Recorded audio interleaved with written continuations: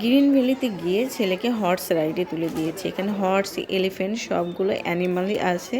ছেলে বেছে বেছে হর্সে উঠেছে। তো যাই হোক, এখানে ছেলের সঙ্গে ছেলের গার্জেনরা, মানে বাচ্চাদের সঙ্গে বাচ্চাদের গার্জেনরাও উঠতে হবে, কারণ এই হর্সটা কেমন যেন উপর দিকে লাফাচ্ছিল, কেমন টাইপের যেন।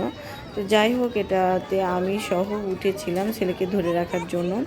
এক পর্যায়ে মনে হচ্ছিল আমি এখন পড়ে যাব মাথা ঘুরে, কারণ খুব ভয় লাগতেছিল আমার, এটা পা ঘুরতেছিল। আমি যদিও এরকম রাইডসে উঠি না, তারপরেও ছেলেকে ধরার জন্য উঠেছিলাম। সবাই বলেছিল যে ধরতে হবে।